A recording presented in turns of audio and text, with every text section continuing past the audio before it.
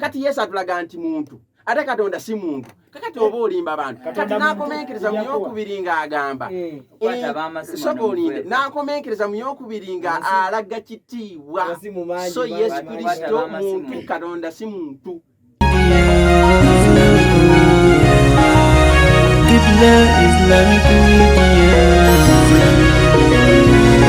Alright, kumukutu ogwesigika ogwashenda musatu akatonyezeemu IU radio kyokola kyamaanyi okubeera nti okola otya ogwekumirako mazima ddala buli lwakubiri ssaawa zibanya paka ssaawa 6 ez'omutundu tuba tubuyingiddewo ne program akida program kumukutu omuganzi ogwakyenda musatu akatonyezeemu IU radio. Program eno tuba tutunulira ku nzikiriza ez'amadini ez'enjawulo tubeera nti mwana wattu tuvaayo nitubeera nti tutegeera tumanya amadini googera gatya ku nsonga ez'enjawulo. Mwana wattu bangi program bagiyinga era bagigoberera gwaliko nga weekuumiddeko era buli lunaku lwakubiri ssaawa 4 paka ssaawa 6 ogamba ngenda ku IUFM program akida kyokola kyamaanyi kyatendo kya bbeeyi tetulina kitusobola kubeera nti tukusasula naye ssaawa Mukama Katonda abeere nti akusasula mu musera era awamu n'abo abatugoberera ku mikutu gyaffe ez'enjawulo IU Facebook live IU ku YouTube ne channels za IU ez'enjawulo naawe kyokola kyamaanyi awamu ne Kibla Islamic Media nabo babeerako nga bamwana wattu bakola batya batuwuliriza malidaadi sana era nga batulaba kyokola kya bbeeyi kyatendo. Nzikiriza mbeere nti nkubuuzaako n'ekiramuso kyasinze okubeera ekirungi nti assalaamu alaikum wa rahmatullahi wa barakatuhu. Omutesitesi era omwanjuzi wa programu eno nga bulijjo simulala Fahad Hamzowere nze abaawo okubeera nti programu akida ngikutuusaako eyo nagyoli gy'osinzidde okubeera nti okola otya owuliriza nebeera nti embeera etambula malidaadi sana. Abafiiriddwako abaabwe tugamba inna lillahi wa inna ilaihi rajiun. Tusaba Mukama Katonda abeere nti akola atya emyoyo gy'abagenzi Mukama Katonda abeere nti agiramuza kisa ate nammwe abasigaddewo Mukama Katonda abeere nti abagumya abasire ekikakati ku mutima mu buwufu bwe bumu abalwadde tusaba Mukama Katonda abeere nti mwana wattu abawashifa mudde mubeere nti mukakalabya emirimu gyamwe insha Allahu taala. Ennaku z'omwezi ziri 23 mwana wattu omwezi gwo gwakutaano omwaka 2023 dakika 26 zokka ezakegaana essaawa 4 ez'okumanja kw'olunaku olwaleero. Program akida mwena gye musinzidde okubeera nti gyona gy'osinzidde okubeera nti owuliriza nkwebaza nnyo ate nga sobola kwerabira kwebeera nti neebaza mwana mulenzi amanyiddwa nga Deen muzirambeera nga yali wali eri ku kamera okulaba nti embeera ogwo n'agenda kuba nti otulaba ku Kibla Islamic Media ku social media handle za IUFM zonna ku kamera yaliko okulaba nti embeera etambula malidaadi sana. So naye kyakola kyamaanyi tusaba Mukama Katonda abeere nti mwana wattu amusasula mu musera. Bwetyo tumaze okubeera nti tuyingirawo program akida akubuuzaako Fahad Hamzowere nga bulijjo nzaaliwo okubeera nti tutuusaako programu eno. Assalaamu alaikum wa rahmatullahi wa barakatuh. Nga bulijjo mu studio abagenyi baffe omwe bali Sheikh Abdulatif Kuufa Hamis Mwali Professor Amos kama kawaida naye mu studio mwali wabula olwaleero Haji Muhammad Musa tusobodde okubeera nti ali naffe olw'emirimu ez'enjawulo awamu ne Pastor Moses n'akubeera nti mulaba naye kyemanyi agenda kuba nti naye atwegattako bwe bujjaawo insha Allahu taala. Omukuzi ogwaggwa twatunuulira ku nsonga egamba nti Abasilaamu tukkiriza mu Nabbi Issa oba Jesus n'Abakristaayo nabo bamukkiririzaamu wabula ekibuuzo kyebuuzibwa nti Nabbi Issa oba Yesu aliba akomawo era buli omu akkiriza amadini gombi gakkiriza nti alikomawo. Kyetwateeka ku tebo tiwaliba akomawo aligenda akomerawo mu ddiini ki era agenda kubeera ku ludda oluliwa. Tubeera nti argument twaziraba buli omu n'abeera nti atebolinga ensonga ze. Olunaku olwaleero era awo twamalizanga warazinzeewo question ez'enjawulo okusinziira ku bapanelists betwali nabo nga tebakkaanya ku nsonga ezimu oba endala era ne tuvaawo ne tufunawo topic endala nga twebuuza abaffe Nabbi Issa ow'Abayisiraamu oba waffe Abasiraamu yoyo omu ye Yesu Kristo ow'Abakristaayo oba ow'Abalokole gwe mulamu gwaffe gwe tugenda okubeera ntutambulirako olunaku olwaleero.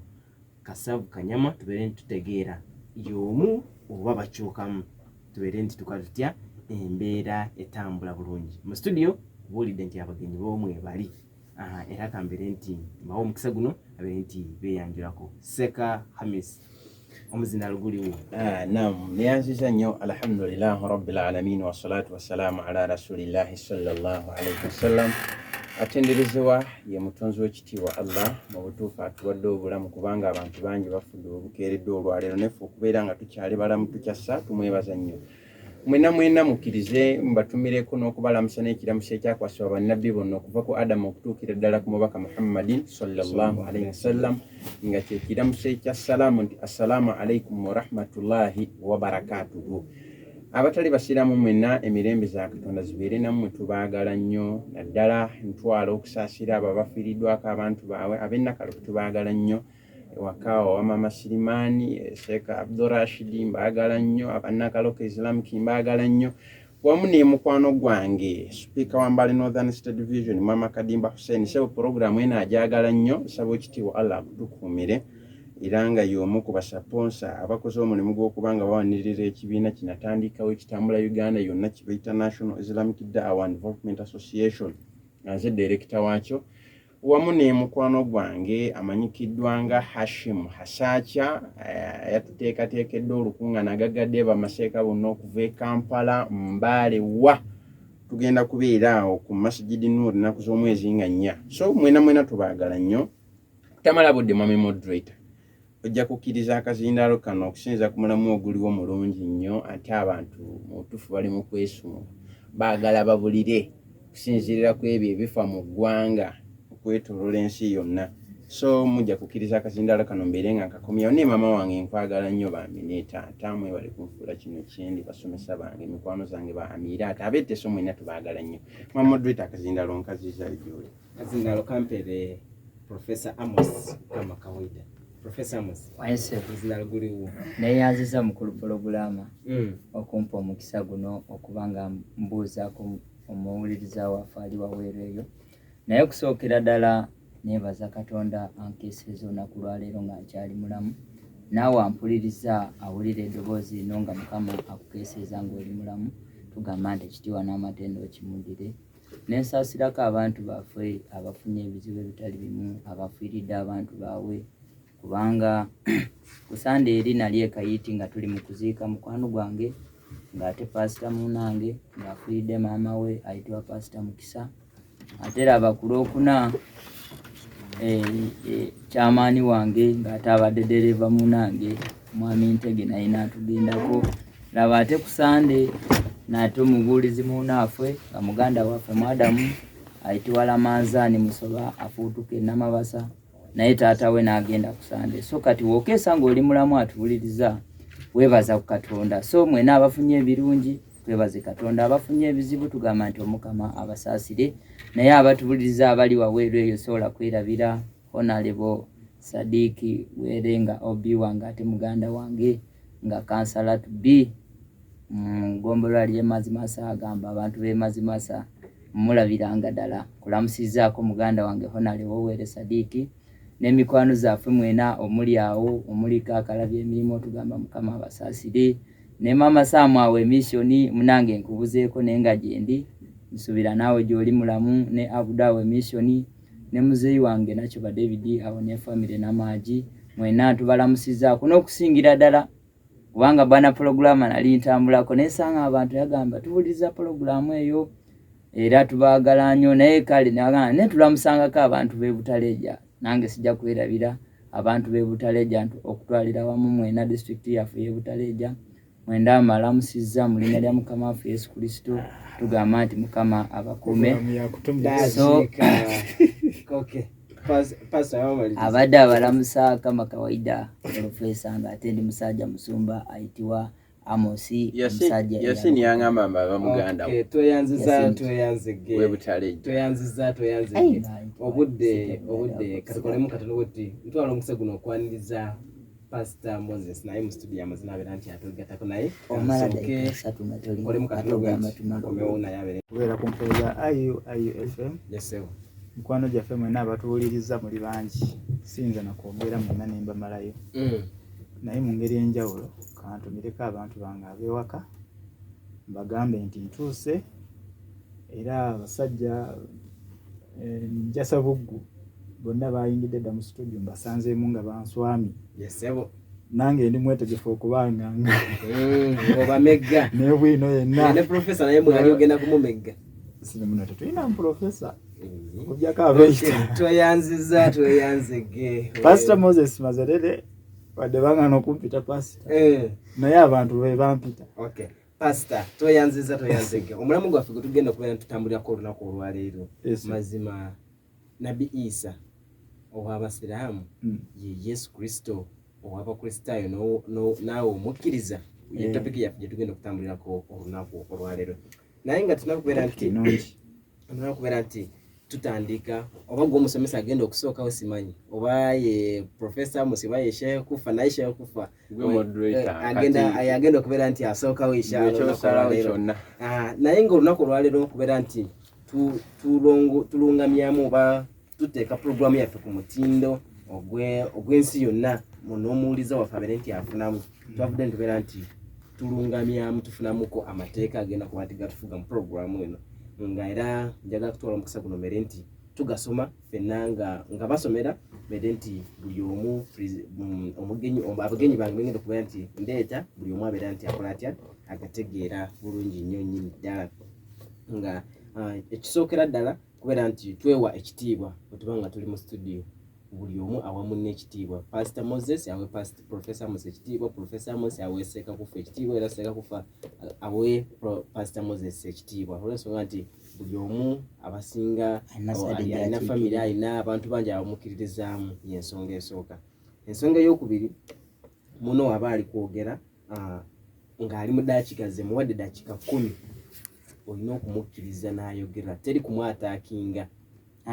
Dakiika ze 10 zemba kale dakiika zonna zemba muwadde oba 5 tolina kumwataakinga unless ng'oyise munze moderator n'ogamba moderator nina kye ŋŋamba n'olwaizinga wemba nkuwadde omukisa n'olwaizinga mba sikuwadde obwo obuyinza bugenda kuba nti buli erinze. Then n'ekirala kubeera nti tukozesa abusive language. Tetukkirizibwa okubeera nti okozesa abusive language eyo yonna erubiriddwamu okulaba nti insultinga omuntu yenna oba oba okutiisatiisa omuntu yenna. Tetulina kubeera nti tukola tutya tukozesa olulimi olw'ensonga nti abantu abagenyi mwenna abali mu studio mulina ebitiibwa ebyenjawulo wabweru eyo kati omuntu wakolesa ekigambo nga kikuvvoola oba kikuvuma kiba kirabika bubi wabweru eyo gy'obeera.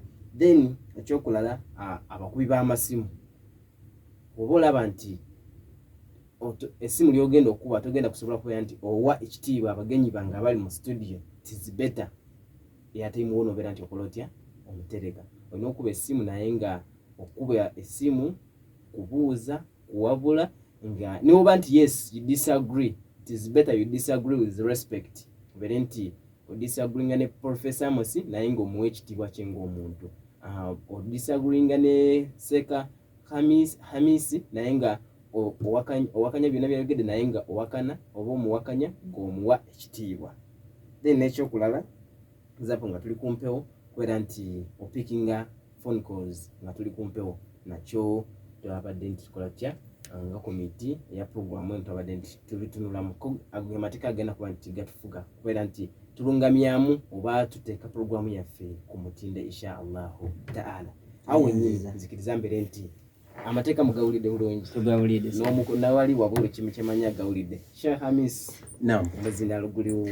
Alhamdulillah rabbil alamin wassalatu wassalamu ala rasulillahi sallallahu alaihi wasallam. Dakiika 10 neyanziza ma moderator n'abatubuliriza mwenna okubeera nga mukyekumidde ku mukutu gwa 93 akatonyezeemu rediyo yaffe ya IUFM. Ntwala nnyo mu butuufu okubanga ndi musanyufu naddala okubanga ate nkomye mu studio ya IU. Ensonga gye batadde mu ddiiro nja kusaba batubuliriza kwata akapeni ne pepa ensonga nkulu nnyo ya buvunaanyizibwa. Ffe ku saidi yaffe y'obusiraamu tututira nnyo okubanga tukisaako birowoozo ne obanga otwadde ku mukisa okuleeta ekintu kino okubuuza ddala nabbi Issa ne Yesu Kristo be bamu kituyambako okubanga tuzibula abantu amaaso. Ogwo omulamu andikugusamalizingira mu sekendi emu ng'angamba nti be bamu olw'ensonga ze ngenda kuwa.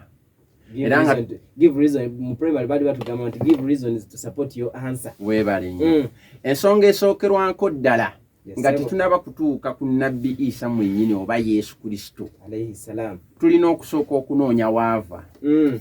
Nabbi Yesu Kristo alina abamuzaala be balina okutubuulira kiki kyali. Mwami Mazerere, nkusaba nga sinaba kubaako ne kyenjogera mu dakika zange. Nkwatirako muzindalo ogukatono. Maama wa Yesu Kristo bamuyitaani mu Bayibuli? Bamuyita Maria. Weebale nnyo. Gompereko Amos. Pastor Amos. Njagala otuyambekoko maama wa Yesu Kristo mu Bayibuli bamuyitaani?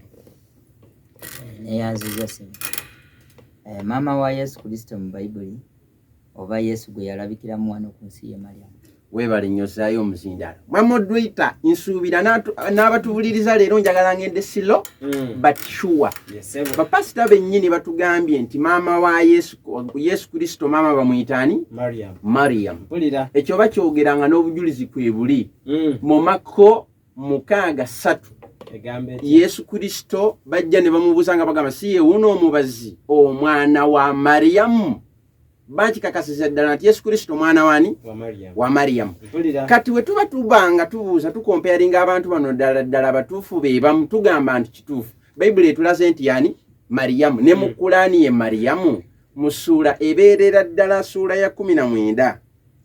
Essuula ebeera ya 5 ebeera Suuratul Maa'ida mu Kulaani aya 75. Wakitiibwa Allah subhanahu wa ta'ala bwe yali ayogera ku nabbi Issa yagamba ebigambo bino wammanga bye twagala n'abatubuliriza bonna basobole okubeera nga bakola ki? Babifuna. Katonda yagamba agenda kubanga afuula nabbi Issa akabonero akalaga obunnabbi bwe. Era ajja asomese ng'agamba abantu nti abanga abaana ba Isirayiri mazima nze ndi mubaka wa Katonda atumiddwa gye muli mwenna. Era okutamala budde nabbi Issa mu aya eno eddirirako Allah yatulaganga nabbi Issa bwali mutabanyi wani? Mutabanyi wa Mariam. Ng'ate Bayibuli yennyini etulaze nti Yesu Kristo mwana wani? Mwana wa Mariam. Ffe Kulaani etulaga nti Yesu Kristo mwana wani? Mwana wa Mariam. Kati mba neewuunya omuntu okuvaayo n'abyawula n'agamba nti Yesu Kristo si y'omu nani? Ne nabbi Issa alayhi salam. Tu Mariamu abanga amaze okutulaga nti Yesu Kristo mwana we mu Kulaani ne mu Bayibuli Yesu Kristo mwana we. Kakati nze mba neewuunya kati buliriza aya ebadde ssuula ey'okutaano aya 75 Katonda yagamba tali Masiha mutabanyi wa Mariamu. Tali Masiha mutabanyi wa Mariamu wabula mubaka bubaka okuva eri Katonda. Kati ekyo kyekyaleeta obuzibu. Baganda baffe abamanyikiddwa ng'abazungu okutandika okwabulayabula. Lwaki? Kuba ffe Kulaani etulaga Issa nga waatali kirala si Katonda si mwana we si biki babula kiri kitya? Mubaka. Kyekyokka. Bayibuli naye etulaga Yesu Kristo nga waali omubaka.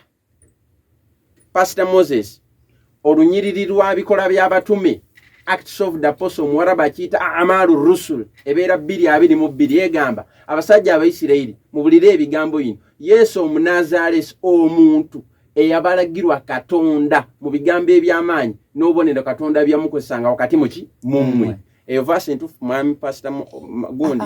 Kakidemu taata. Ntuufu. Bayibuli teri mu kifo eyo verse ntuufu. Weebale. Era leero oli kwansalingira ddala ng'omukugu mwennyini era sebo nkwatako mu ngalo. Abatuli mu studio ono Pastor olwaleero ali kwogera maki? Kakati Bayibuli tukakasizza nti Yesu Kristo muki? Mutume. Ne Pastor kikonyeemu stampu nti muki? Mutume. Yatumibwa okuva eri ani? Katonda. Amakulu waliwo Katonda amutuma Yesu Kristo mwennyini muki? Mutume. Pastor kikonyeemu.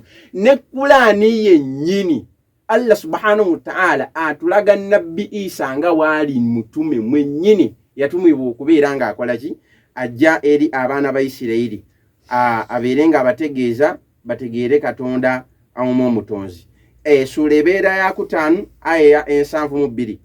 Bayibuli etulaze Yesu Kristo muki? Mutume. ne Kulaani wetu bwegamba mu sura ey'okutaano mu 2 mazima bakanya Katonda abo abagamba nti ddala Katonda ye Masiha Issa mutabanyi wa Mariyamu. Olwaleero pasita tuyambyeko n'agamba nedda mutuufu ddala mutume. Kati Katonda agamba abo bonna abagamba nti Yesu Kristo Katonda baba bawakanyani Katonda. Songa Issa mwennyini Yesu Kristo yagamba abanga abaana ba Isirayiri musinze Katonda, Katonda wange ate ye Katonda wammwe. Kulaani netulaga nti Yesu Kristo mutume, na Bibuli netulaga nti Yesu Kristo mutume. Ebyo bimeka? Bibiri. Ekintu ekyokusatu, Yesu Kristo mwennyini bwe tuba tutunuulira mu butuufu ddala, lwaki tugamba nti Yesu Kristo ne Nabbi Issa be bamu? Kubanga Yesu Kristo Nabbi. Yesu Kristo Nabbi. Obujulizi mbujja olwaleero sigenda kwogera bwogezi bigambo. Ekitabo kibeera kya Yokaana bwino ku bwino. Yesebo. Muleme n'okwekwasa nti omusajja ayogedde bibye. Profesa ali kujja. Essuula agenda kuleeta nayo omuliro. Tekirinamu buzibu. Kasita aleeta n'atubuulira nti byensomye, ekirungi ni kusoma nga bwe tukkaanye, mabega bwe tuvanga tukola ki? Tukkaanya. Bayibuli wa weegambira nti Yesu Kristo Nabbi. Ebe ekitabo kibeera kya Yokaana 9:17. Awo ne bamugamba nate nti omuzibe w'amaaso. Bagamba omuzibe w'amaaso Yesu Kristo gwe wabuzibula nti oyo omuyita otya? Omuzibe w'amaaso n'agamba nti oyo Nabbi. Ne babuuza Yesu Kristo nti gw'olyani? N'agamba nti nze ndi Nabbi. Ekitabo kibeera kya Yokaana 9:17. Pastor Amos verse ntuufu. Nakugambye webale nnyo. Akkiriza nti verse kiki? Ntuufu. Kati oba obujulizi bwe tugira mu Kulaani nti Yesu Kristo Nabbi, essuula ebeera ya 19 aya ebeera ya 30. Omwana oyo omuwere n'agamba nti mazima nze ndi muddu wa Katonda, ampadde ekitabo Injiri era n'anfuula Nabbi. Naye oli kunfuna mu Kulaani Bayibuli etugambye Nabbi, Kulaani etugamba kiki? Nabbi. Pastor Moses kwata omuzindaalo. Olwaleero njagala ntambule nammwe siro but sure. Buuza. Pastor Moses, Yesu Kristo bamuwa kitabo ki mu Bayibuli? Bamuwa obubaka, tebamuwa kitabo. Bamuwa obubaka kale obubaka bwe tuyita tutya mu magezi g'abantu gwe bayinza okutegeerera. Amawulire amalungi. Gospel. Webale nnyo. Ono atuwadde gospel. Oli atuwadde ki? Gospel. Pastor Amos nkwatirako ku muzindaalo. Yesu Kristo bamuwa kitabo ki mu Bayibuli? Yesu yaweewa amawulire amalungi nga y'Enjiri, ate Bayibuli yonna ya Yesu. Injiri mu lulimi. Amakulu mwamoddwe tetufunye ebigambo bimeka? 2. Oli atugambye bamuwa gospel. Ono n'atugamba bamuwa Injiri. Nzikanya naye. Yesu Kristo tebamuwa gospel, Yesu Kristo bamuwa Injiri. Oli kunfuna? Era okatubwe tulaga. Indina reasons zisoba mu 10 eziraga nti Yesu Kristo ne Issa be bamu. Naye Yesu Kristo bwabanga bamuwa Injiri mu Bayibuli, Kulaani bamuwa ki? Era sura 19 ffe mu Kulaani aya 30. Yesu Kristo n'agamba nti nze ndi Nabbi wa Katonda, ampadde ekitabo Injiri. Mwekiri mu Kulaani mu sura ya 19 aya 30 ne sura Murani sura ya 3 mu Kulaani aya eyokusatu. Yesu Kristo agamba bampa Injiri ng'ekitabo kyange. Era Nabbi bw'amala okujja n'agamba nti ebitabo biri bimeka? 4. Daawuda bamuwa Zabbuli, Musa ne bamuwa Tawulaati, Yesu Kristo ne bamuwa Injiri, Muhammad ne bamuwa kiki? Kulaani. Kati ebyo bye bitabo bye tukola ki? Bye tumanyi. Kati kijja kiteera tubuuza bano olwaleero mwokubeera ne Bayibuli kale fine. Mwokubanga mugisitudde nga mugamba nti erimu amawulire ga Yesu. Bamuwa Bayibuli. So maliriza nzirayo ku kigambo kino. Kitandika ddi okubanga abantu bassaawo enjawukana nti Yesu Kristo si ye Issa. Mu Uganda mu mwaka gwa 1974 tulina Bayibuli yasooka baagiyitanga Issa Masiya. Ene ya Jesus ya Yesu nga teriiwo. Mama Pastor Moses omanyi olutaata wafa tusinga emyaka. Nkwatirako ku muzindaalo ogwo katono nnyo dakika obubuno obubiri obusigaddeyo. Wabulira ku Bayibuli gye bayita Issa Masiya kituufu yali oba nedda? Bayibuli gye bayita Issa Masiya sikyolirangako. Inna lillahi wa inna ilaihi raji'un. Olwaleero mu nsi era tulinawo n'akabenja bakayita ba Issa Masiya. Bayibuli yasooka olwaleero ba pastor waliwo amazima ge bataagala kwogera baagiyitanga Issa Masiya. Kati abazungu oluvannyuma lw'okulaba nga Abasiraamu Nabbi Issa be batuuma erinnya Issa mu nsi yonna. Ekyokubiri Nabbi Issa ayambalanga kanzu mu nsi yonna be bambala kanzu ne bagamba nti abantu wano tuleka Issa nga y'omu ne mu Bayibuli bagenda gikyusa. Ewa ne Sudaani kyangu nnyo ono n'olwagaana tulina Bayibuli bagiyita Kitabul Mukaddas. Temulimu kigambo Jesus, temulimu kigambo Yesu, mulimu kigambo Issa. Nenga nayo Bayibuli. Oli kumfuna Sudaani wano Bayibuli.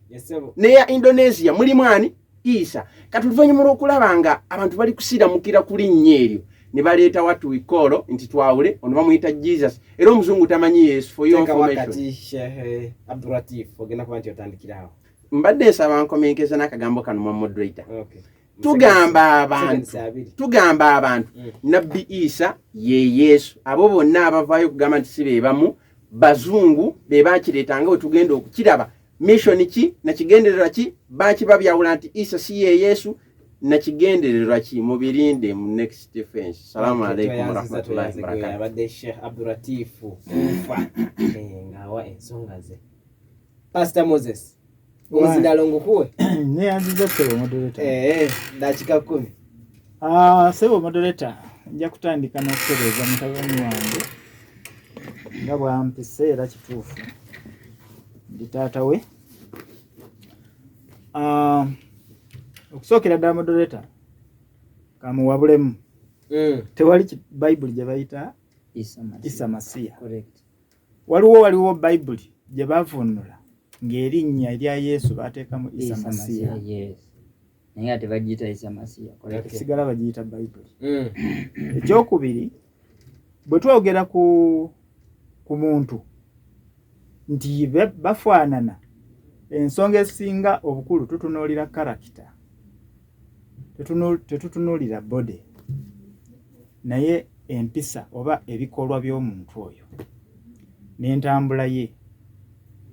Kati nze ngamba oba n'ebyo bye yayogera bye yayigiriza bye yalagira. Kati nze ngamba nti Yesu tebamuwangako njiri ekitabo. Era tewali nnabbi ku nsi kuno Katonda gwe yawaako ekitabo. Ekyo twakiyigiriza wano ne Muhammad Musa nakkiriza n'agamba ateri nnabbi. Kati ono oba student wani simanyi, naye mukama we akimanyi bulungi tewali nnabbi gwe baawa ki ekitabo. Kati byayigiriza wano simanyi abikukusa kuvaawa. So ekituufu kiri nti Katonda yawanga abantu obubaka, era obubaka bwe baawa Yesu babuyita mawulire malungi, naye mu Luwarabu ndowooza gye bakiyita enjiri. Omanyi abaasooka okuwandiika wano ebitabo okubikyusa mu lulimi lwaffe olwa bulijjo baali Bawarabu be baasooka wano, ba missionaries. Kale Oluwarabu ne luyingira nnyo mu Luganda, kibola nga ebigambo ebimu byasigalayo njiri. Katugendeko mutemi Sheikh. Ate gwe kizibu nnyo okusanga leediyo erimu obwenkanya ng'obuli wano, kuba nti olabawo ekisoba mu studio ne mukola amateeka ate ne mugatusomera, era kinzizzaamu amaanyi. Ne ngamba musajja gw'obwenkanya bw'olina ne management eno singa kukeera Mukama ng'akulokode ojja kuba musajja musinga bulungi. Mukama ndogole kubanga oli musajja wa mazima. So nga ngenda Moses naye aneetaaga mbunjaga ayagala ngende ewuwe. Wefunidde amisi kati oyo mazerere ye tujja mutereeza butereezi. So nebaza abakulu abasooseewo okusomesa okusingira ddala muganda wange Hamisi. Simwebaza nti asomeseza bulungi nnyo, naye nga lwakuba nti atuute omutawaana n'asomesa wakubadde waliwo ebirala ebisobye naye nja mutereeza. Ne mazerere naye leero yeebale kusomesa, era mazerere omwezi ogw'omukaaga wiiki ejja gwonna nze agenda kusasulira transport. Onaaba ng'ogenze ng'osomesa nga w'osomeseza leero, naye lwakuba nti naawe okozeemu ensobi ntono. Bayibuli kuba nti twagala batuwuliriza bategere. Bayibuli eyitibwa nti Bayibuli entukuvu, si bitabo bibiri. Teriyo ekitabo ekitukuvu ate teriyo Bayibuli. Eyitibwa Bayibuli entukuvu. So kati bino ebitabo bino si bitukuvu, kubanga Bayibuli erina ennyiriri, erina essuula 66 n'ebeera ne essuula ziri essuula 1099 erina ennyiriri za bayibuli ziri ennyiriri 3,112 tesuuka awo okujjako gw'oba olina eyo eyafulumye leero oyo eba ekyukamu. Kati nga ngenda ku mulamwa Yesu Kristo omunaazaaleesi omulokozi ddala y'omu ne Issa kati atubuliriza awopozingamu oba nedda. Nze nganze Porofesa nasoma n'enkuguka ebitabo bino nkutegeeza nti Yesu si ye Issa. Nkidamu omulundi omulala awo enzija Yesu Kristo si ye Issa. Yes, kubanga ne Kolani yennyini temanyi Issa. Yes, Kolani temanyi Issa. Era kati awo ngenda aleetera ekibuuzo eri muganda wange Hamisi mukulu Mazerere mbadde nsaba nkwateko ku muzindaalo ogwo. Yes. Kankuweko kuba Issa abatono bengenda kukuwa nga wombalira nti ono omu asooka buno. Asooka ali mu sura ya 6 aya y'ekikumi ali mu sura ya 6 aya ya 10:65 sherehe yaayo egamba nti abo abagoberera Issa abakristaayo oyo Issa namba atya? Aha. Issa namba 2 ali mu 3:52 agamba nti mazima Issa we yamala okutegeera mu bo obukafiiri waabwe n'abagamba nti ano omutaasa wange eri Katonda. Abayigiriza be ne bamugamba nti ddala yefe abataasa bwe eri Katonda era ddala tukkiriza nga we tuli abaki abasiraamu. Abo Issa bameka? 2. Issa namba 3 yono. Issa namba 3 ali mu ssuula ya 6:12 egamba nti ddala ala we yamala okubakubira ekifaananyi ky'omukyala Mariamu muwala wa Imulani, ala mwenyini n'ajja n'afuuwa mu Mariamu muweerere we n'aba olubuto. Oyo Issa namba meka? Namba 3. Namba 4 Issa ali mu 19:19 Kurani egamba nti malayika n'ajja eri Mariamu n'amugamba nti siijiridde kirala wabula ndi mubaka okuva eri Mukama wo nzize okugabira omwana oba obulenzi. Waliwo Issa gwe bafuuyemu, waliwo Issa malayika gwereese ez'omugabira Mariamu. Issa omulala ali mu sura ya 5 aya ye12 sherehe yaayo egamba nti mazima ebitonde byonna biri mu bufuzi wa Allah era tekimusaanira ekitonde ekirala okutuuka ku kitiibwa kye. Era Issa yafa ng'ebitonde ebirala we bikola ki we bifa. Issa omufu. Oyo waliwo Issa afuudde. Issa omulala ali mu sura y'okuna aya ye157 egamba nti mazima Issa tafwanga era takomererwanga ku musalaba. Era akagambo ako abasiraamu bakoogera nnyo nti wamakataluhu akalala koogerawo kati wamakataluhu wamasabaluhu nti ddala Issa tafwanga era takomerewanga. Issa omulala ali mu sura y'okusatu aya ya 5:9 egamba nti mazima ekifaananyi kya Issa kiringa ekifaananyi kya Adamu kubanga Adamu yatondebwa mu ttaka oluvannyuma Katonda n'amugamba nti ba n'aba. Waliwo no Issa afaanana Adamu nga naye yatondebwa mu ttaka n'aba omuntu. Issa omulala ali mu ssuula eya 3 ng'egamba nti ddala Issa kalibeera kabonero akalaga ekkubo akalaga enkomerero era teri kkubo ddala wawula Issa lyekkubo. Okyegera olaba ba Issa abali mu Kolani nga tebakwatagana. Issa asembayo ngende ku kibuuzo kyange eri mukulu Hamisi. Issa asembayo ali mu ssuula ya 5 aya ye10:10 agamba nti mazima Issa yajja okuwonya abo ab'ebigenge n'abo okusumulula abo abalina endwadde. Waliwo no Issa aze nga kuwonya abantu. Waliwo Issa gwe baafuuwamu, waliwo eyatondebwa, waliwo yafa, waliwo atafanga tagendanga ku musalaba, waliwo ono ate asembayo wuno ali mu ssuula ya 3 aya ya 5 nga ye yajja kutereeza ebyo byali byagaanibwa okuliibwa okugeza ng'engamiya n'embizi. Ye yajja kutereeza ebiriibwa. Kati Hamisi wembuuzira kuba Issa bano bonna abamugoberera abakristaayo ono Issa yafa ono Issa abamugoberera nga Basilaamu nono Issa nga yakawonera akalaga enkomerero kuba naafaanana Yesu yaliwa tweyanziza nnyo webalire ddala ekisinga okwewunyisa nti byayogedde byonna ebisinga obungi si bye biri mu kitabo kirungi kyemusiimyeko ntaayogedde bwogezi ombuuziza ndikwanukula atonyagako omuziyakatikigeeza ekisookerwako ddamu moderator ekigambo bukristaayo kiva mu kigambo kristaayo abagoberezi nga wolaba aba Nuupu aba NRM kakati abagoberezi ba Yesu Kristo oba abakristaayo ekitegeeza abagoberezi ba Yesu bali mu ddiini ya Busiraamu nga wolaba abagoberezi ba Muhammadi bibeeyita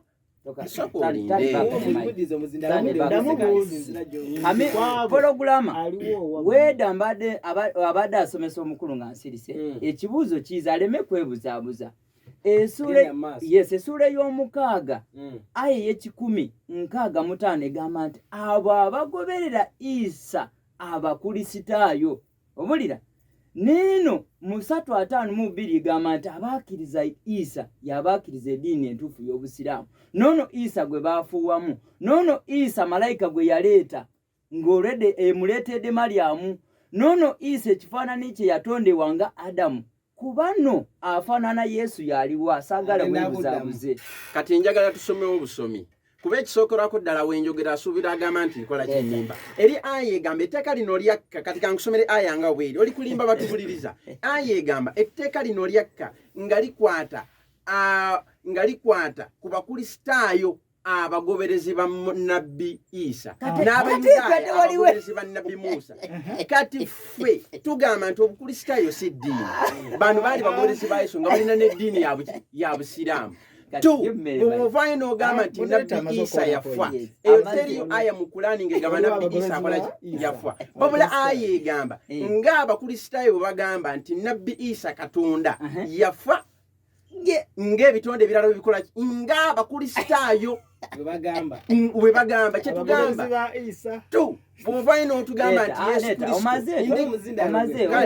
Kristo ali omusebo omaze ndowooza omukulu olaba nga naye ananaagira ensonga ze tewali taabu talina kituufu kubanga Kolaani kankuwa erisaaki eno obadde tugimanyi kubanga nze bino mbisoma nduŋŋamizibwa Mwoyo Mutukuvu ate nkola risaaki Kolaani yonna mu aya z'erina yayogera ku Issa emirundi 210 otegeera naye mu mirundi zino 210 emirundi 182 yayogera ba Issa abafaanana lulala naye zino aya endala nga mulimu ebifaananafaanana nga weerese nti Issa mesenja wa Allah ezo zirimu aya ezifaanana ziri 20 nga ziraga nti Issa yali mubaka kati ze wenkugambira nti tebafaanana okumanya nga tebafaanana pasamaze kandeta akazito akala mpatya ku Bible mukulu wa ndina ekitabo kitukuvu daika sa ngenda zikozesa bulungi nkusomera mu kitabo kitukuvu nkale soma Maako mukaaga nesooka oleete Matayo 2:1 Matayo 2:1 yes agamba bw'ati agamba awo Yesu bwe yazaalibwa mu Beselekemu eky'Ebuyudaaya ku mulembe gya Kerode kabaka laba abagezi n'obwokomaawo kubanga obudde ndina butono kati wano tuli kulaga Yesu Kristo azaaliddwa ku mulembe gwa kabaka Kerode nga woogeza nti nze Profesa nazaalibwa ku mulembe gwani gwa Museveni kati ekibuuzo kijja eri Hamisi bw'oba ogamba nti Issa ye Yesu Issa azaalibwa ku mulembe gwa kabaka ki webale nnyo webalire ddala Yesu Kristo yazaalibwa ku mulembe gwa Kerode Kerodiya kabaka Issa azaalibwa ku mulembe gwani era kyekyo kyennyini mu kitabo kya Kasasulanbiya kuba kati byafaayo leka tumalire Kasasulanbiya webamba ki for your information Muhammad mwennyini gwe baawa Kulaani tebaamunnyonnyola mu Kulaani kubanga Qur'ani bigambo byani bya Katonda kati oba oyagala bya Issa ffe tulina ekitabo kiramu bakitaka Sul Anbiya byafa byani byabadde kati kamalirize netagiribirize bwe kale kamalirize amaze okwetibagula wedayikemu eno kadi temugiribiri bukabanga nyongera second sabi mukulu mazerere ndetera mako mukaga 3 mako mukaga 3 kati nkutegeeza ati abanjawulo nnyo era Yesu tabangako Issa era talibiira ono Issa ali mu Qur'ani just luno simanyi wemba nkozeseza olulimi olubi banansonyiwa naye nga Issa ali mu Qur'ani just kicupuli ekyefaaniikiriza kwani Yesu naye nga si bwe bamatuuseyo mukulu si ye uno omubazi omwana wa Mariam kirira era yensonga gyabadde kunagamba bamama bafaanana kati kankulete ne kuba mama enjawulo eriwo bamugamba nti sitewali tabu ono si ye Yesu omwana wa Mariam omubazi kirira muganda wa Yakobo alina abaganda basooka Yakobo ne Yeswa ne Kuda ne Simoni ne banyinaze tuli nabo wano olaba Yesu wamala okuzaalibwa ng'omwana wa Katonda Mariamu yagenda mu bufumbo n'afumbirigana ne Yusufu n'amuzaalira abaana abalala ne baleeta baganda be kati oba Hamisa ogambye nti Yesu ye Issa mpaayo baganda ba Issa be baani amanya gaabwe ne basisita be yesembayo toyanzike mbadde wa Pastor Moses okozesezzaako dakiika emu okuzaayo dakiika 9 neyanza sebo moderator yesebo kakati mbadde nkunyonyola nti bwe tuba twogera kubafaana tuba twogera ku karakita enkula ekifo ne bye yakola oba ne bye yayigiriza kati sebo moderator bwe tutunuulira Issa owa Qur'an kituufu amuzaala ye Mariamu n'owekitabo ekitukuvu naye amuzaala ye Mariamu yesebo kirabika ne mu Bayibuli namwo bamuyita Mariamu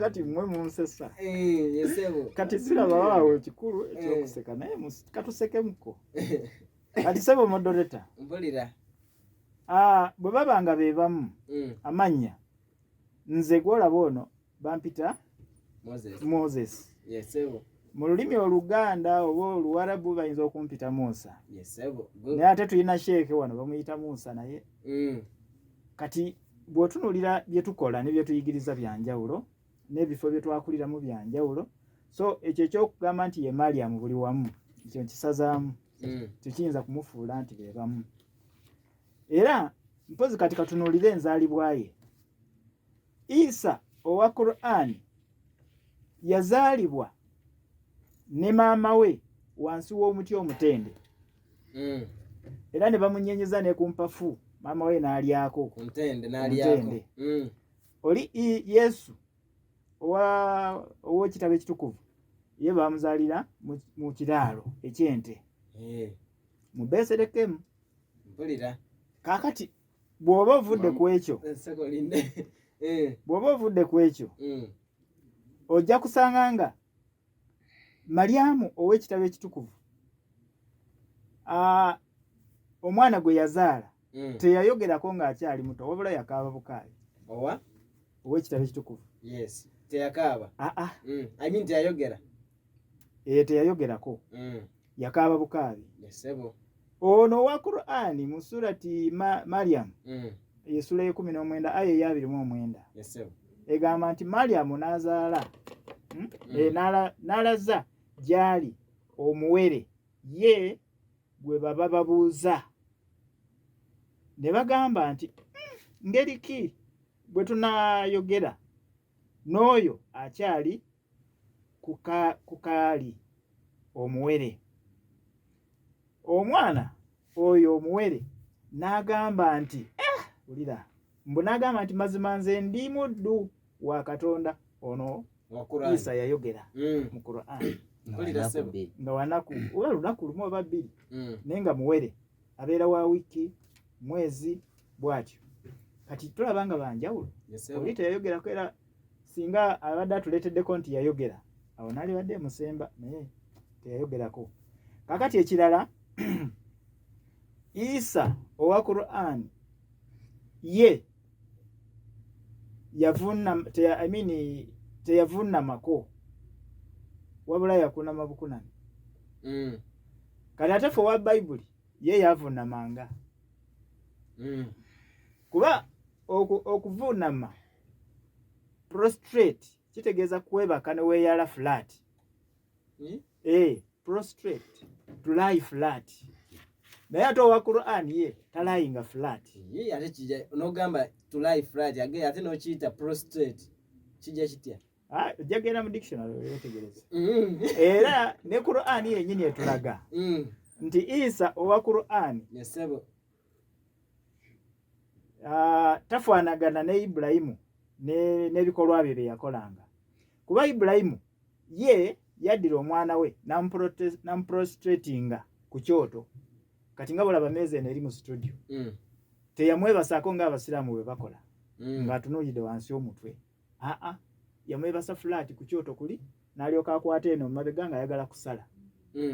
So eyo prostration. Era bw'oba osomye Quran yennyini ekugamba nti he lay him flat face down. So nekiraga nti omubiri gwonna naki byonna byeyala ku ttaka. So Issa ow'ekitabo ekitukuvu yalinga waba avunnamanga yeeyala omubiri gwonna buli kimu n'akiteeka ku ttaka okulaga nti ali wansi waani wa Katonda. Naye ono owa Quran ye asitulako wano wakati okulaga nti wano naazaawo nnyo kale wo watukula tewateekeddwa kubeera ku ttaka wo watukuvu. So enjawulo eri awo. Kakati saba modoleta bwe tuba tuvudde ku ekyo bw'oba osoma ekitabo ekitukuvu simanyi oba mu Bayibuli nayo bwekityo bwe kiri simanyi. Naye mu kitabo ekitukuvu bw'osoma Matayo essula 6 olunyiriri olw'omukaaga ye yatuyigiriza engeri gye tukola ki gye tuvunnamamu ne tulyoka tusaba. Yagamba nti bwe mubanga musaba nti naye ggwe bw'osabanga yingiranga mu kisenge munda omalenga okuggalawo oluggi olyoka osabe kitaawo ali mu kyama. Kale kitaawo alaba mu kyama alikuwa empeera. Kirayi? So agamba nti bwe muba musaba mu kyama. Kati njagala kuyambibwako ne mukwano gwange Professor. Sebo ekintu kino Professor mu Bayibuli yo nayo mwekiri oba kiri? Mukulu Basilaamu mu Bayibuli mwekiri tuba tusabanga tusabenge mu kyama. Weebale. Kati awo neewunyiza bwe mubanga ddala muli bantu ba Yesu lwaki ate muteekako ebizindaalo ne musaba nga muleekaana temusaba mu kyama. Era ebigambo bye mwogera mu nnimi zammwe ebyo byonna tubiwulira naye tetumanyi makulu gamu. Ndowooza nammwe bennyini temumanyi. Kuba enongodde kuuma kyama. Kakati ebyo neewuunya mwawandikayo ekitabo ekirala kye bayita Bayibuli nga kyo bino tebiriimu oba mwebiri kuba temugoberera mateeka g'oyo ge mugamba nti. So nze ne ngamba nti si be bamu kubanga naye lumu ngenda kuteekawo debate ngeri wakati wa Moses ne mukulu Pastor Amos nga kye njagala kiri ekyo kumpa difference awali eri between kitabo ekitukuvu ne Bayibuli. Already tugende maaso Pastor Moses enjawulo ngimuwadde. Kakati sebo moderator ffe Yesu owaffe tafwangako. Tafwangako era okumanya nga tafa n'Abasiraamu tafa nti ow'Abasiraamu ndowooza naye tafa. Oyo Amisa tubuulidde Qur'ani teri obujulizi bulaga nti Yesu Kristo yafa kabe mu Bayibuli oyogedde kituufu era nkwataako wano okujja Pastor Amos awo moderator nfunye omukisa nfunyeyo omugoberezi omu. Tugende mu maaso Pastor Moses. Kakati sebo Yesu waffe tafa. Ekyokubiri ffe Yesu owaffe yatugamba nti temulayiranga. Era ekigambo ekyokulayira tekiyita mu kamwa kaffe. abagoberezi ba Yesu kubanga tulina okugobera weewo ate mba nakwongera mukoleseza ku mifuulo badde omala saawa ku mifuulo kale kakati sebo modalita kantwale kana akasembayo kali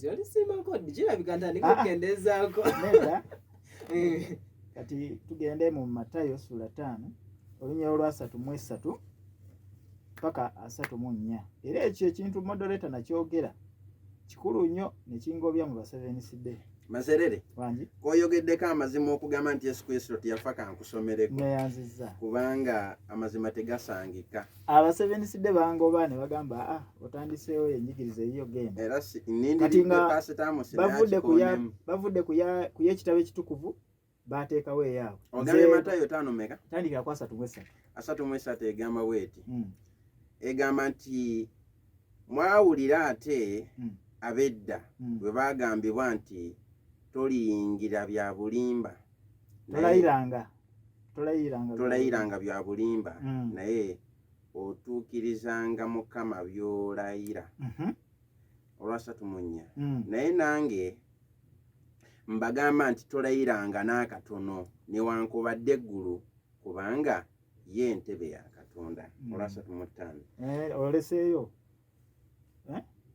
weewo kati kwatirira mukko kati mbwabe kanzikiriza nnyonnyola akantu kano kalesebo agambye nti abedda babagamba nti bamulayiranga mutuukirizanga naye ekitegeeza nti Yesu akyusizzaamu nti kakati n'okulayira temugezaako kola ki kulayira n'agamba nti kubanga eggulu y'entebe ya Katonda kitegeeza nti tulayira kintu kyonna mu ggulu ate wansi agamba nti newankubadde ensi kubanga ku nsi kuno tetuyinaako kyaffe tetuyinaako buyinza ku kintu kyonna so nakyo tokkirizibwa kukola ki kukilayira so ffe abakkiriza Yesu owaffe tafaanana naw'Abasilaamu tafaanana naw'Abakristaayo oba abalokole toyanziza akika akazindalo kaliwo neyanziza reaction zonna n'ekyo kyonna kyoyagala okubeera nti oyongerako webale nnyo bannange abatubuliriza mubulirizenga nnyo puroguramu nga zino mubaamu ebyokuyiga biki bingi obadde onoonya ebyuma byewandikozeseza mu makaago mu faamu yo fe ab'Embale Valley Farm Machinery tukuleetedde ebyuma byewandikozeseza mu makaago mu faamu otandikawo bizinesi yo entonotono gamba ebyuma nga omuli obukola popokoni obwamanda n'amasanyalazi ne tubeera n'ebyuma ebisya kasooli maize bran n'ebisala essubi eryente tusange mu kibuga eky'Embale wano ku industrial area ku roundabout egenda ku Lufula Bugwere Road. Tusange ku namba y'essimu 0759399350.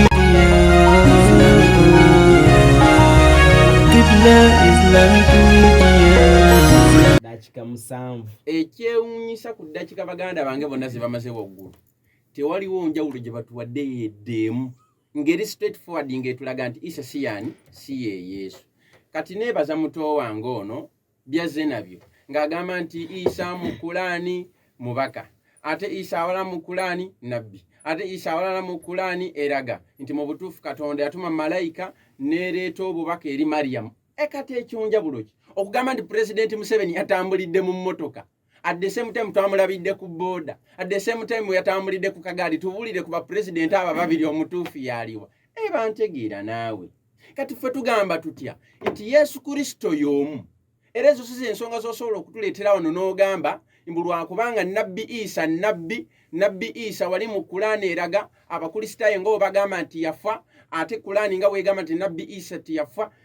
Twakusomedde aya dda mu sura ey'okuna aya 15:7 Nabbi Issa tiyafa tebaamutta yadde kumukomerera ku musalaba n'emazina nakikukonera mu Bayibuli yadde tasomye lunyiriri ekitabo osomanga kya Balokole 15:15 tebaamutta yadde kumukomerera ku musalaba. Kati size ensonga eziraga babula tuli ku nsonga zino wammanga ekiraga nti Nabbi Issa y'omu. Baganda baffe baavaayo ne bagezaako okubeera nga baawulayabula. Mama Zerere sooka nkwatire ku muzindaalo guno nze olwaleero ngenda kutambula nammwe si Robert Show. Mama Zerere bakuyitaani? Erinnya lyange bampita pastor. Komaawo naye erinnya lyange nze Mazerere. bakuyita Mazerere tekatugende ne limu bakuyita mazerere. Erinnya lyange ze mazerere. Kale webale nnyo gwe mazerere. Bwogende Saudi bakuyitani? Mazerere. Bwogende America bakuyitani? Mazerere. Bwogenda mu bateeso bakuyitani? Yennyini. Webale nnyo. Kitegeeza erinnya ly'omuntu terikola ki? Gamba nti terikyusibwa. Kyogere ku muzinda. Bwengende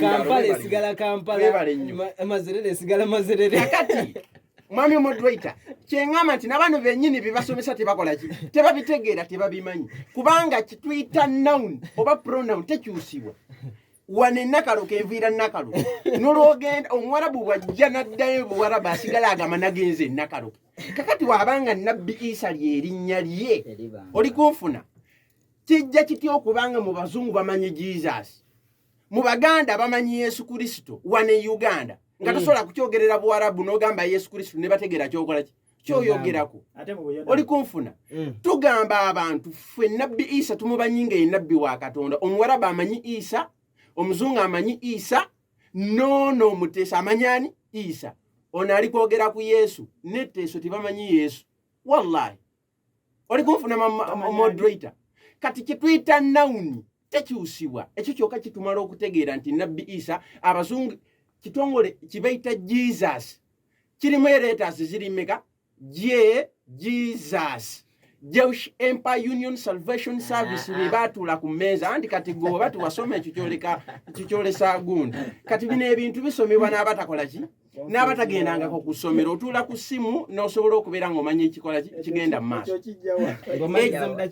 so maliriza ngamba Nabbi Issa y'omu bino bibaleeta simanyi Jesus simanyi Yesu simanyi Yesu ebyo byonna baleeta kubuzaabuza oluvannyuma lw'okutegeera nti Nabbi Issa mu Kurani ne mu Bayibuli asinzanga ekyenki kiri ku ttaka mu Kurani tetulinayo aya nga mazerere bagambye simanyi Yesu mu Kurani yakunamu oba niyeyala yasala swala gwe musiraamu ali oba osala sala weeyala bweyasi kati eyo yentegeera babuzaabuza tu oluvannyuma lw'okutegeera nga Nabbi Issa abasiraamu bambala kanzu mu nsi yonna ne mu Bayibuli yayambalanga kanzu ne bagamba nti nedde wetuleka omuntu ono ne tusigaza linnya Issa bonna bagenda kusiramuka kuba mu Bayibuli ayambala kanzu ne mu Kurani ayambala ki ayambala kanzu asinza ekyenki kiri ku ttaka ne mu Bayibuli asinza ekyenki kiri ku ttaka tu ekyo kyokoonyeko n'ogamba simanyi abakristaayo semma moderator abagolezi ba Muhammad babayita aba Muhammad kyevolaba abaaliwo abamulabako babayita abaswahaba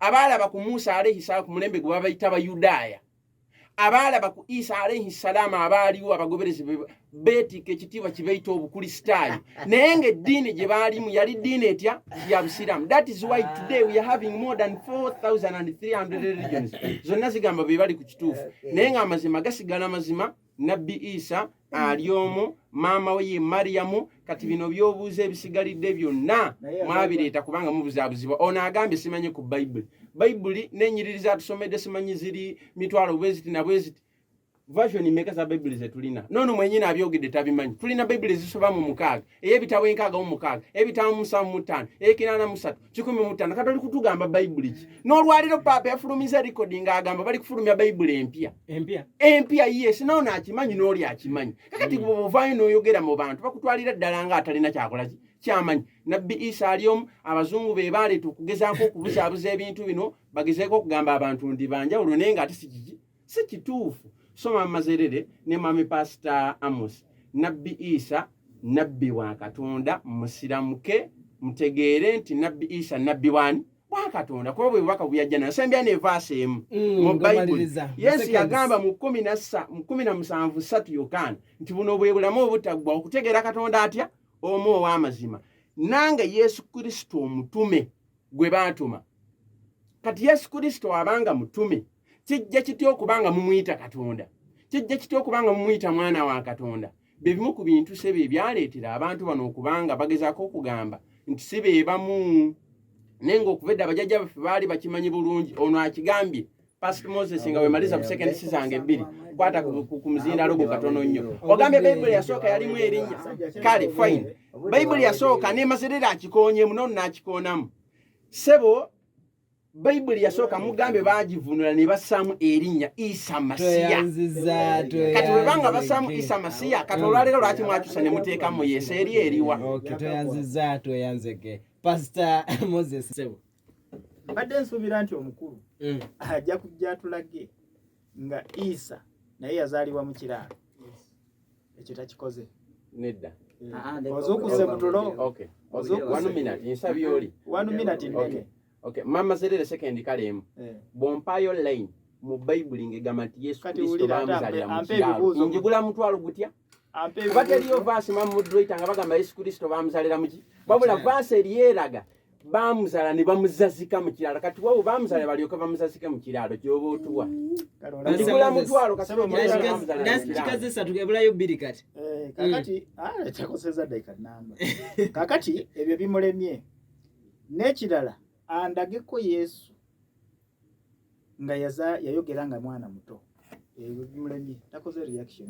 kati ekimulese ku edayiko omusanvu zamaze azekola ki aya najikuwa no tatulazeeko nga Kerode bebamu byono byamugambye n'ebirala bingi yesebo waliwo abagoberera Issa omukristaayo ne wabeera abagoberera Issa eyajuliranga ddala Basilaamu ebyo byonna bibuuse ali kutubuulira Yesu simanyi Yesu empire emperor kye yaliko ku mulembo ne balyoka batandika okukola Yesu empire emperor kye Mazerere njagala osooka bali bamuyita Mazerere sokolinde kale webali bamuyita Mazerere zaliyo obuuza ati moderator ekyokubiri yesebo agambye abazungu bebakola ki bebabuzaabuza naye abazungu bano Muhammad ajja luvannyuma nnyo abazungu nga bakola dde ebitabo ebyo ne bawandiika ebitabo by'aba Nabbi biki ne babikyusa ne mu luzungu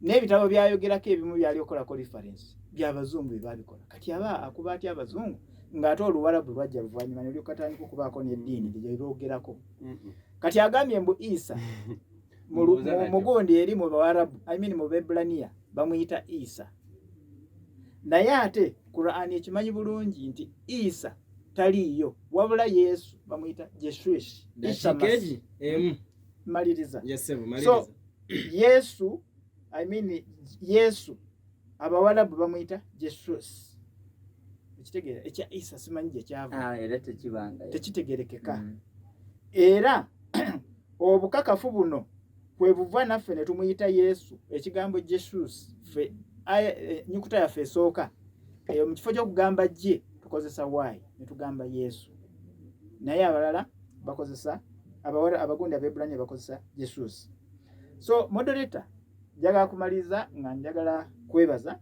era nkugambe nti Issa ow'Abasiraamu ne Yesu ow'Abakristaayo ne Yesu ow'abakkiriza si be bamu banjawulo toyanzege oyo abadde Professor Pastor Amos Pastor Moses Mazerere omukkiriza bwati ensonga kintu kyalinya kino njagadde njogereko naye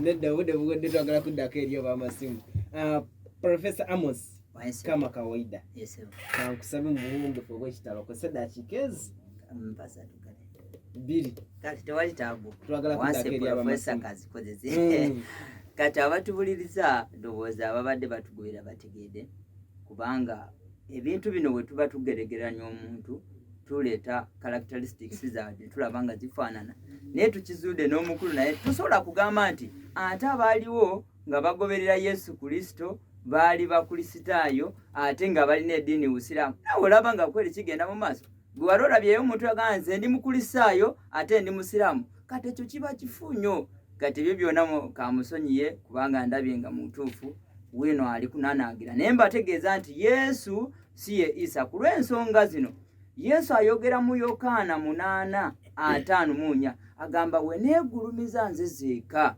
okwegulumiza kwange kuba kwawusa angulumiza ye kitange mwe gwe muyita Katonda wammwe. Kati tuli kunoonya ddala abantu bano bafaanana. Yesu agambye nti weneegulumiza nze zeeka, okwegulumiza kwange Yesu kuba kwa busa. Angulumiza ye kitange mwe gwe muyita Katonda wammwe. Wano Yesu ategeeza nti ye mwana wa Katonda. Ate Issa ye wogenda mu 19:3 agamba nze ndi mubaka bubaka era ndi mudu wa Katonda. Ye si mwana wa Katonda, ye mudu. Yesu agamba nze ndi mwana wa Katonda. Issa agenda maaso obudde bw'obugenda Samawe ekyo mawulire. kale nsomeraako Yokaana 8:5.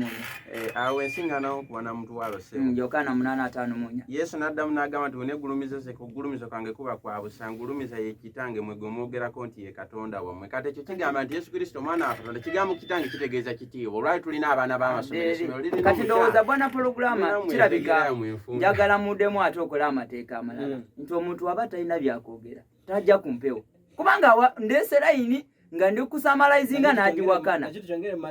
Mukyongere mu mateeka amazima geego, kuba ndeese layini n'agamba bwe kibaawo ali kusumbwa jasi kuba tubalemu ndi kumaliriza. Ndeese layini n'agamba bwe kibaawo ate nja kukola nkuwa omutwalo, ate mwenyini asomye nga bwekiriwo, ate agamba kitange kitegeeza kitiibwa. Kati biki kibi bategeeza.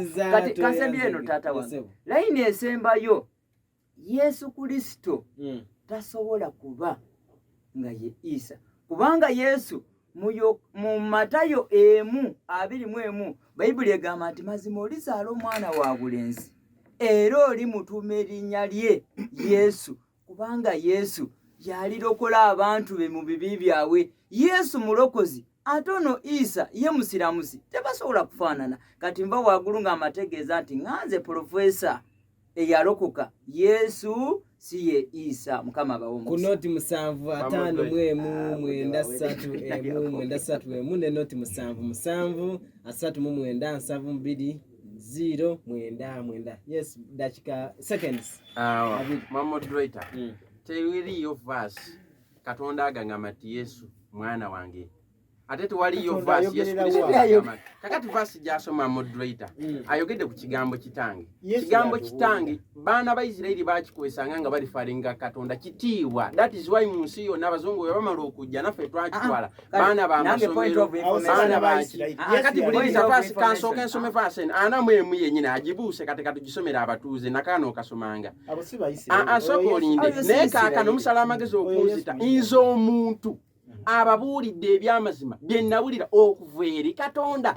Kati Yesu atulaga nti muntu ate Katonda si muntu. Kakati oba olimba abantu kati n'akomekereza mu yokubiri ng'agamba sobolinde n'akomekereza mu yokubiri nga alaga kitiibwa. So Yesu Kristo muntu, Katonda si muntu. Musome ebintu nga mubijja. Obadde onoonya ebyuma byewandikozeseza mu makaago, mu faamu yo, fa ab'embaale vale farm machinery tukuleetedde ebyuma byewandikozeseza mu makaago, mu faamu, otandikawo bizinesi yo entonotono. Gamba ebyuma nga omuli obukola popcorn, obwamanda n'amasanyalazi. Ne tubeera n'ebyuma ebisya kasooli, maize bran n'ebisala essubi ery'ente. Tusange mu kibuga eky'Embaale wano ku industrial area ku roundabout egenda ku Lufula Bugwere Road. Tusange ku namba y'essimu 0759349350.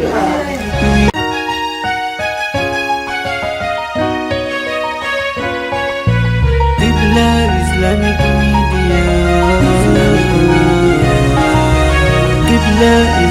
Media.